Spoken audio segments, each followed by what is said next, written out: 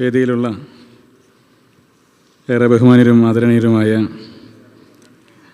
ISMൻ്റെ നേതാക്കൾ, ISM കേരളയുടെ president Shri Sherif Melethil, general secretary എന്നെ ഈ പരിപാടിയിലേക്ക് ക്ഷണിക്കുക കൂടി ചെയ്ത പ്രിയപ്പെട്ട ശ്രീ ഷുക്കൂർ സലാഹി, KNM കേരളയുടെ vice president Shri doctor Hussain Madavoor, secretary doctor AI Abdul Majeed Salahi, Shri Jasheer Farooqi, Jaleel Mamankara, Subair PDAക്കൽ, അമീൻ അസ്ലഹ്, KMA അസീസ്, നാസർ മുണ്ടക്കയം, എന്നോടൊപ്പം ഈ യോഗത്തിലേക്ക് കടന്നു വന്ന സംസ്ഥാന യൂത്ത് കോൺഗ്രസ് കമ്മിറ്റിയുടെ സെക്രട്ടറി ശ്രീ VT നിഹാൽ, ഏറെ പ്രിയപ്പെട്ട ISMൻ്റെ പ്രതിനിധികളെ, സുഹൃത്തുക്കളെ, നേരത്തെ ഇവിടെ എന്നെ സ്വാഗതം ചെയ്തുകൊണ്ട് സംസാരിച്ചപ്പോൾ ശ്രീ ഷുക്കൂർ സലാഹി പറഞ്ഞതുപോലെ ഒരു ട്രെയിൻ യാത്രയിലാണ് അദ്ദേഹത്തെ പരിചയപ്പെട്ടത്.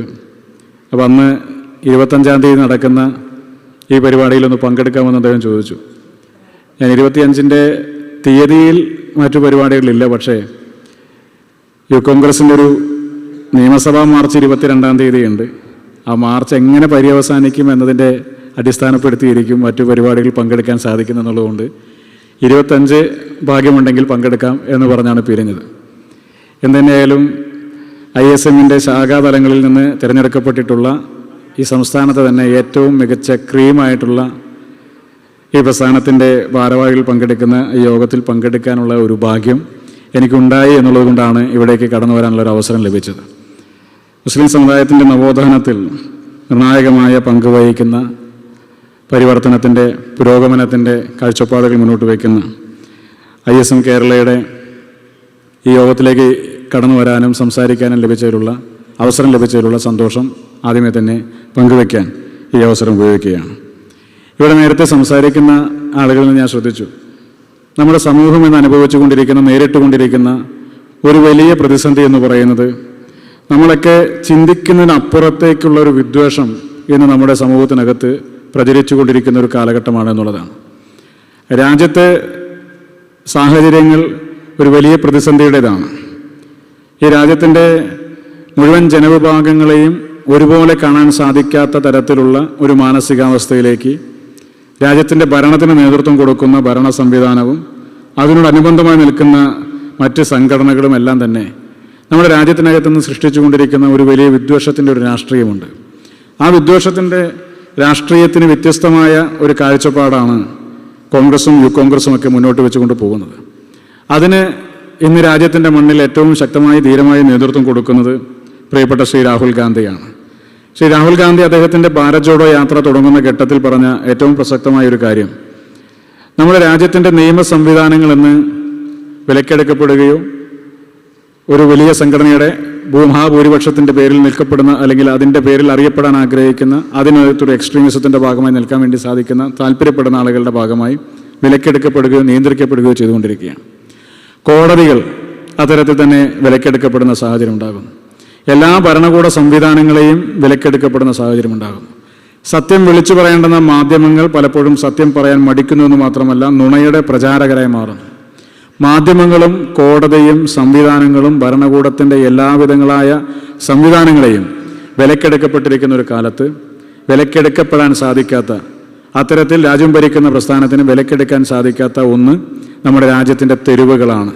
ആ തെരുവുകളുടെ ശബ്ദമാകുവാനാണ് ഈ ഭാരത് ജോഡോ യാത്രയിലേക്ക് ഇറങ്ങിത്തിരിക്കുന്നു എന്നുള്ളതാണ് അദ്ദേഹം സൂചിപ്പിച്ചത്. ആ യാത്രയുടെ മുദ്രാവാക്യത്തിൻ്റെ പ്രധാനപ്പെട്ട ഒന്ന് ഭാരതം ഒന്നാകണം എന്നതാണ് ആ ഭാരത് ജോഡോ എന്ന വാക്കിൻ്റെ അർത്ഥം. വിദ്വേഷ രാഷ്ട്രീയത്തിനെതിരായൊരു വലിയ പ്രചരണമായിട്ടാണ് മുന്നോട്ട് പോയത്. കക്ഷി രാഷ്ട്രീയത്തിൻ്റെ ഭാഗമായ പ്രസംഗങ്ങളോ പൊതുയോഗങ്ങളോ ആ യാത്രയുടെ ഭാഗമായിട്ടുണ്ടായിരുന്നില്ല. യാത്രയുടെ സമാപനത്തിൽ ശ്രീ രാഹുൽ ഗാന്ധി പറഞ്ഞത്, ഞാൻ വെറുപ്പിൻ്റെ കമ്പോളത്തിൽ സ്നേഹത്തിൻ്റെ കട തുറക്കാനാണ് ഈ യാത്ര നടത്തിയത് എന്നുള്ളതാണ്. ഞാൻ അതിനെപ്പറ്റി അമുഖമായി പറയാനുണ്ടായ കാര്യമെന്ന് പറയുന്നത്, നമ്മൾ ഇന്ന് അത്തരത്തിലൊരു വലിയ വെറുപ്പിൻ്റെ രാഷ്ട്രീയത്തിൻ്റെ ലോകത്ത് ജീവിക്കുന്ന ഒരു സാഹചര്യത്തിലാണ്. കേരളം അതിൽ നിന്ന് വ്യത്യസ്തമായി സഞ്ചരിച്ചിരുന്ന, വ്യത്യസ്തമായി ചിന്തിച്ചിരുന്ന ഒരു സംസ്ഥാനമാണ്. ദൗർഭാഗ്യവശാൽ എന്ന് കേരളത്തിനകത്തും അത്തരത്തിൽ വെറുപ്പിൻ്റെയും വിദ്വേഷത്തിൻ്റെയും രാഷ്ട്രീയത്തിൻ്റെ ഭാഗമായി സംസാരിക്കുകയും പ്രവർത്തിക്കുകയും പ്രചരിപ്പിക്കുകയും ചെയ്യുന്ന ആളുകളുടെ ശബ്ദത്തിനൊരു മേൽക്കോയ്മ കിട്ടുന്ന ഒരു സാഹചര്യം നമ്മുടെ സംസ്ഥാനത്തിനകത്തുണ്ട്. നമ്മുടെ സംസ്ഥാനത്തെ മതേതരമായി ശക്തമായ രീതിയിൽ നിലനിർത്തുമെന്ന് നമ്മൾ പ്രതീക്ഷിച്ചിരുന്ന പുരോഗമന രാഷ്ട്രീയ പ്രസ്ഥാനത്തിൻ്റെ നേതൃത്വങ്ങൾ പോലും അത്തരത്തിലുള്ള വെറുപ്പിൻ്റെയും വിദ്വേഷത്തിൻ്റെയും ഭാഷയിൽ ആരെങ്കിലുമൊക്കെ സംസാരിക്കുമ്പോൾ, അപരമത വിദ്വേഷം പ്രചരിപ്പിക്കുമ്പോൾ അവരെ ന്യായീകരിക്കുകയും അവർക്ക് സർട്ടിഫിക്കറ്റ് കൊടുക്കാനും ഒക്കെയുള്ള തിരക്കിൽ നിൽക്കുന്ന ഒരു സാഹചര്യം നമ്മുടെ സംസ്ഥാനത്തിനകത്ത് നമ്മൾ നിരന്തരമായി ഇപ്പോൾ കണ്ടുകൊണ്ടിരിക്കുകയാണ്. അത്തരമൊരു കാലത്തിലാണ് നമ്മുടെയൊക്കെ പ്രവർത്തനങ്ങൾ മുന്നോട്ട് പോകുന്നത്. രാഷ്ട്രീയ നേതൃത്വങ്ങളോടൊപ്പം തന്നെ സാമുദായിക ആത്മീയ നേതൃത്വങ്ങൾക്കും നമ്മുടെ സമൂഹത്തിൻ്റെ ഒരു സോഷ്യൽ ഫാബ്രിക് നിലനിർത്തുവാനുള്ള ഒരു വലിയ ഉത്തരവാദിത്വമുണ്ട്. നമ്മൾ ഓരോരുത്തരും നടത്തുന്ന പ്രസ്താവനകളും നമ്മൾ ഓരോരുത്തരും നടത്തുന്ന പ്രതികരണങ്ങളും അതെവിടെയാണ് ചെന്ന് പതിക്കുക എന്ന് ചിന്തിച്ചുകൊണ്ട് സംസാരിക്കേണ്ട ഉത്തരവാദിത്വം ഇന്നത്തെ സമൂഹത്തിനകത്ത് ഓരോ വ്യക്തിക്കുമുണ്ട്. ഈ സമീപ ദിവസങ്ങളിലൊക്കെ നടന്നിട്ടുള്ള പല പ്രസ്താവനകളും കേരളത്തിൻ്റെ ഒരു പൊതു മനസാക്ഷിയെ പരിശോധിക്കുമ്പോൾ അതിന് ഗുണകരമാകുന്ന രീതിയിലുള്ള പ്രസ്താവനകളല്ല. മാധ്യമങ്ങൾക്കകത്ത് വലിയ രീതിയിൽ അത്തരം പ്രസ്താവനകൾക്ക് വലിയ സ്വാധീനം കിട്ടും, വലിയ സ്ഥാനം കിട്ടും. മറിച്ചുള്ള പ്രസ്താവനകൾക്കോ മറിച്ചുള്ള ഇടപെടലുകൾക്കോ ഒരുപക്ഷെ നേരത്തെ ഇവിടെ സംസാരിച്ച ഡോക്ടർ ഹുസൈൻ മടവൂരൊക്കെ സംസാരിച്ചപ്പോൾ സൂചിപ്പിച്ചതുപോലെ ആത്മീയമായ ഇടപെടലുകൾക്കും വിദ്വേഷത്തിൻ്റെ ഭാഗമായി അല്ലാതെ മുന്നോട്ട് പോകണമെന്നതടക്കമുള്ള പ്രചരണങ്ങൾക്കൊന്നും വലിയ സ്ഥാനം കിട്ടാതെ പോവുകയും ചെയ്യുന്ന ഒരു കാഴ്ച നമ്മൾ നിരന്തരമായി നമ്മുടെ സമൂഹത്തിനകത്തും മാധ്യമങ്ങളിലൊക്കെ നിരന്തരമായി കണ്ടുകൊണ്ടിരിക്കുകയാണ്. അപ്പോൾ ഇതിനെതിരെ നമുക്ക് ചെയ്യാൻ സാധിക്കുന്ന ഒന്ന്, മനുഷ്യ സമൂഹത്തിൻ്റെ ഗുണകരമാകുന്ന നിലനിൽപ്പിന് വേണ്ടി മാനവികത ഉയർത്തിപ്പിടിക്കുന്ന രാഷ്ട്രീയം ആശയം മുന്നോട്ട് വെക്കുക എന്നുള്ളത് തന്നെയാണ്. ISMന് അത്തരത്തിൽ മാനവികത ഉയർത്തിപ്പിടിച്ചുകൊണ്ട് ഒരുപാട് കാര്യങ്ങൾ ഈ സമൂഹത്തിനകത്ത് ഇന്നലകളിൽ ചെയ്യാൻ സാധിച്ചിട്ടുണ്ട്, ഇനിയും ചെയ്യാൻ സാധിക്കുന്ന ഒരു വലിയ പ്രസ്ഥാനമാണ് എന്നുള്ളതാണ് തിരിച്ചറിയുന്നത്. ആ തിരിച്ചറിവിൻ്റെ കൂടി അടിസ്ഥാനത്തിലാണ് ഇവിടേക്ക് കടന്നു വരുന്നത്. നമ്മളെ സംബന്ധിച്ച് സമൂഹത്തിനകത്ത് ഇത്തരത്തിൽ വെറുപ്പിൻ്റെയും വിദ്വേഷത്തിൻ്റെയും ഭാഷ ഇതുപോലെ ഇങ്ങനെ മുന്നോട്ട് പോയാൽ അതുണ്ടാക്കുന്ന അരാജകത്വം വളരെ വലുതാണ്. ഇന്ന് നമ്മളൊക്കെ വളരെ ഞെട്ടലോടുകൂടിയാണ് പല വാർത്തകളും കേൾക്കുന്നത്. സ്വന്തം ഉമ്മയെ വാപ്പയെ മകൻ അതിക്രൂരമായ രീതിയിൽ ചുറ്റിക കൊണ്ട് തലക്കടിച്ച് കൊന്നുവെന്ന വാർത്ത കേൾക്കുമ്പോൾ നമുക്ക് കേൾക്കുന്ന സമയത്ത് തന്നെ നമുക്കൊരു പിടച്ചിലുണ്ടാവുകയാണ്. സ്വന്തം അനുജനെ ചുറ്റിക കൊണ്ട് ഒരു കുടുംബത്തിൽ തന്നെ 5 or 6 പേരെ യാതൊരു മടിയുമില്ലാതെ, കൈവിറയ്ക്കാതെ, മനസ്സ് പതയ്ക്കാതെ, തളരാതെ ചുറ്റിക കൊണ്ട് തലക്കെട്ടിച്ചും അതിക്രൂരമായ രീതിയിലും ചോര തെറിക്കുമ്പോഴും കൊലപ്പെടുത്താൻ സാധിക്കുന്ന ഒരു മാനസികാവസ്ഥയിലേക്ക് നമ്മുടെ ചെറുപ്പക്കാർ എത്തി നിൽക്കുന്ന രീതി അതെങ്ങനെയുണ്ടായി എന്നുള്ളത് ഒരു വലിയ പ്രശ്നമാണ്.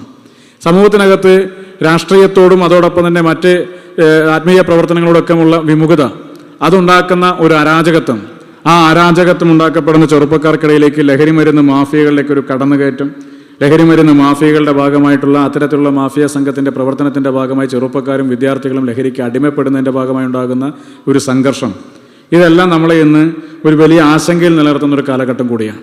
തീർച്ചയായും യുവജന സംഘടനകളെ സംബന്ധിച്ച് ഒരു വലിയ ഉത്തരവാദിത്വമുണ്ട്.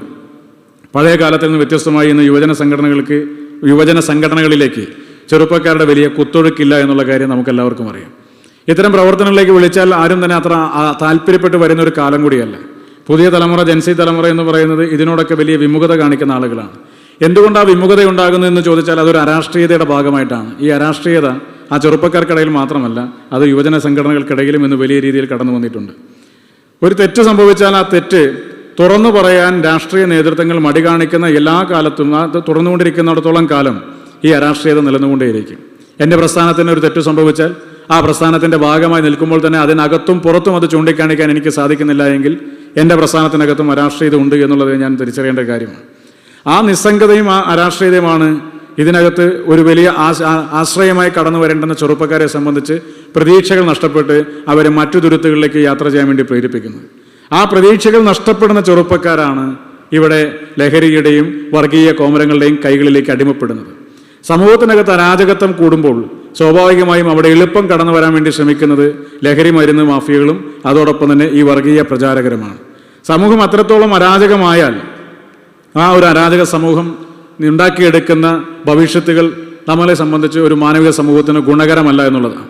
അപ്പോൾ നമ്മുടെ സമൂഹത്തെ അരാജകമല്ലാതെ നിലനിർത്തുന്നതിൻ്റെ ഏറ്റവും പ്രധാനപ്പെട്ട ഉത്തരവാദിത്വം രാഷ്ട്രീയ, ആത്മീയ, യുവജന സംഘടനകൾക്ക് എല്ലാവർക്കും ഒരുപോലെ തന്നെയാണ്. അതാണ് ഞാൻ തുടക്കത്തിൽ പറഞ്ഞത്. നമ്മൾ പറയുന്ന പ്രസ്താവനകളും നമ്മൾ നടത്തുന്ന ഇടപെടലുകളും അത് ചെന്ന് പതിക്കുന്ന മനുഷ്യ മനസ്സുകളുടെ എവിടെയാണ് ചെന്ന് പതിക്കുക എന്നതുകൂടി ആലോചിച്ച് വേണം ഈ കാലഘട്ടത്തെ സംബന്ധിച്ച് അഭിപ്രായ പ്രകടനം നടത്താനായിട്ട്. ദൗർഭാഗ്യവശാൽ നമ്മൾ കേരളത്തിനകത്ത് നിരന്തരമായി അതിന് വിരുദ്ധമായ അഭിപ്രായ പ്രകടനങ്ങൾ കേൾക്കുന്നു. അതിനെ തള്ളിപ്പറയുമെന്ന് നമ്മൾ പ്രതീക്ഷിക്കുന്ന രാഷ്ട്രീയ നേതൃത്വങ്ങളിൽ പലരും അതിനെ സ്വീകരിക്കുകയും അതിനെ ന്യായീകരിക്കുകയും അതിനെ വെള്ളപൂശുകയും അതിനെ ഒരു സാധൂകരണം കൊടുക്കുകയും ചെയ്യുന്ന സമീപനങ്ങൾ എടുത്തുകൊണ്ട് പോകുന്നു. ഇതെല്ലാം നമ്മുടെ സമൂഹത്തിനകത്ത് വലിയ രീതിയിലുള്ള ദോഷകരമായ രീതിയിലേക്ക് ഭവിച്ചുകൊണ്ടിരിക്കുന്ന ഒരു കാലമാണ്. അപ്പോൾ ഈ കാലത്തിൽ യുവജന സംഘടനകൾക്ക് ഒട്ടനവധിയായ മാറ്റങ്ങളുടെ ശബ്ദമാകാൻ കഴിയേണ്ടുന്ന ഒരു സാഹചര്യമുണ്ട്. സമൂഹത്തെ അരാജകവൽക്കരണത്തിൽ നിന്ന് മാറ്റി നിർത്താൻ, സമൂഹത്തെ മതേതരമാക്കി നിലനിർത്താൻ, മനുഷ്യ സമൂഹത്തെ ഒന്നായി കണ്ടുകൊണ്ട് മുന്നോട്ട് പോകാൻ, മതേതരത്വം എന്നുള്ളത് വാക്കിലും പറച്ചിലും മാത്രമല്ല പ്രവൃത്തിയിൽ കൂടി യാഥാർത്ഥ്യമാക്കുന്ന മുദ്രാവാക്യങ്ങൾ ഉയർത്തിപ്പിടിക്കാൻ, ആ തരത്തിൽ തന്നെ മനുഷ്യ മനസ്സുകളെ സ്വാധീനിക്കാനൊക്കെ കഴിയുന്ന തരത്തിലുള്ള പ്രചരണങ്ങളും പ്രവർത്തനങ്ങളും അത് യൂത്ത് കോൺഗ്രസ് ആയാലും മറ്റ് യുവജന സംഘടനകളായാലും നമ്മുടേതെല്ലാവരുടേതായാലും നമുക്കെല്ലാവർക്കും സാധിക്കേണ്ടതായിട്ടുണ്ട്. മതേതരത്വം പറയാനാണ് പ്രയാസം, മതേതര വിരുദ്ധമായി സംസാരിക്കാൻ വളരെ എളുപ്പമാണ്. മതേതര വിരുദ്ധമായി സംസാരിക്കുന്നവർക്ക് കിട്ടുന്ന സ്പേസ് ഒരുപക്ഷെ മതേതര കാഴ്ചപ്പാടോടുകൂടി സംസാരിക്കുന്ന ആളുകൾക്ക് കിട്ടണമെന്നില്ല. നമ്മൾ പറയുന്നതിനേക്കാൾ വേഗതയിൽ ഒരു വർഗീയ പരാമർശം സഞ്ചരിക്കും. നമ്മൾ പറയുന്നതിനേക്കാൾ സത്യം പറയുന്നതിനേക്കാൾ വേഗതയിൽ ഒരു നുണ സഞ്ചരിക്കുമെന്ന് പറയുന്നത് പോലെ തന്നെ നമ്മൾ പറയുന്ന മതേതര കാഴ്ചപ്പാടുകളെ സംബന്ധിച്ച് പറയുന്ന ഒരു ആശയം ആളുകൾക്കിടയിൽ കമ്മ്യൂണിക്കേറ്റ് ചെയ്യുന്നതിൻ്റെ 10 ഇരട്ടി വേഗതയിൽ വർഗീയമായ ധ്രുവീകരണം ഉണ്ടാക്കുന്ന, ഭിന്നിപ്പുണ്ടാക്കുന്ന, വിദ്വേഷമുണ്ടാക്കുന്ന ഒരു പ്രസ്താവനയ്ക്ക് ഈ മനുഷ്യ മനസ്സുകളിൽ സഞ്ചരിക്കാൻ വേണ്ടി സാധിക്കും. അപ്പോൾ ഒരു വലിയ പ്രതിസന്ധിയാണ് ഇന്നത്തെ ഈ നവയുഗ കാലഘട്ടത്തിലെ സമൂഹ മാധ്യമങ്ങളുടെ ഒരു അതിപ്രസരവും അതോടൊപ്പം തന്നെ ടെലിവിഷൻ ചാനലുകളുടെയൊക്കെ ഒരു അതിപ്രസരത്തിൻ്റെയൊക്കെ ഒരു കാലഘട്ടത്തിൽ സെൻസർഷിപ്പ് ഇല്ലാതെ പറയുന്ന കാര്യങ്ങൾ മനുഷ്യ മനസ്സുകളെ എങ്ങനെ സ്വാധീനിക്കുമെന്നതിനെ സംബന്ധിച്ച് സെൻസർഷിപ്പ് ഇല്ലാതെ ഇങ്ങനെ തുറന്നുവിടപ്പെടുന്ന കാലഘട്ടത്തിൽ വലിയ പ്രതിസന്ധിയുണ്ട്. ആ പ്രതിസന്ധിയെ അതിജീവിക്കാൻ, ഈ സമൂഹത്തിൻ്റെ മതേതര കാഴ്ചപ്പാടുകളെ ഉയർത്തിപ്പിടിക്കാൻ, ആ മതേതരത്വത്തെ സംരക്ഷിക്കാൻ, വിശ്വാസത്തെ സംരക്ഷിക്കാൻ, വിശ്വാസ സമൂഹത്തെ മുന്നോട്ട് കൊണ്ടുപോകാൻ, അതിന് ഈ സംസ്ഥാനത്തിനകത്ത് രാജ്യത്തിനകത്ത് പ്രവർത്തിക്കുന്ന മുഴുവൻ നേതൃത്വങ്ങൾക്കും സാധിക്കട്ടെ എന്ന് ആത്മാർത്ഥമായി ആശംസിച്ചുകൊണ്ട് ISMൻ്റെ ഏറ്റവും ക്രീമായിട്ടുള്ള, എൻ്റെ സംഘാടകർ എന്നോട് അങ്ങനെയാണ് ഒരു പദമാണ് ഉപയോഗിച്ചത്, ശാഖാടിസ്ഥാനത്തിൽ തിരഞ്ഞെടുക്കപ്പെട്ട് കടന്നു വന്നിട്ടുള്ള പുതിയ കമ്മിറ്റിയുടെ ഭാരവാഹികളാണ് ഈ യോഗത്തിൽ പങ്കെടുക്കുന്നുള്ളതാണ് സൂചിപ്പിച്ചത്. ഇന്ന് തന്നെ പുതിയ സംസ്ഥാന കമ്മിറ്റിയും ഇവിടെ നിലവിൽ വരും എന്നുള്ളതിനെ സംബന്ധിച്ചും സൂചിപ്പിച്ചു. അപ്പോൾ ISMൻ്റെ സംസ്ഥാനത്ത് തന്നെ ഏറ്റവും ക്രീമായിട്ടുള്ള ഉത്തരവാദിത്തപ്പെട്ട ഭാരവാഹികളുടെ ഒരു യോഗത്തിൽ നിന്നുകൊണ്ടാണ് സംസാരിക്കുന്നത് കൊണ്ട് തന്നെ പറയട്ടെ, ISMൻ്റെ മുന്നോട്ടുള്ള പ്രയാണത്തിന് നേരത്തെ ഈ മുൻകാലങ്ങളിൽ ഉയർത്തിപ്പിടിച്ച വിശ്വാസ പ്രമാണങ്ങൾ ഉയർത്തിപ്പിടിച്ചുകൊണ്ട് തന്നെ, ആശയാദർശങ്ങൾ ഉയർത്തിപ്പിടിച്ചുകൊണ്ട് തന്നെ ISM നടത്തുന്ന എല്ലാ പ്രവർത്തനങ്ങൾക്കും സംസ്ഥാന യൂത്ത് കോൺഗ്രസ് കമ്മിറ്റിയുടെ എല്ലാവിധ ഹൃദയംഗമമായ അഭിവാദ്യങ്ങളും പിന്തുണയും അറിയിച്ചുകൊണ്ട് എൻ്റെ വാക്കുകൾ ചുരുക്കുന്നു. നിങ്ങൾക്ക് എല്ലാവർക്കും സംസ്ഥാന യൂത്ത് കോൺഗ്രസ് കമ്മിറ്റിയുടെ അഭിവാദ്യങ്ങൾ.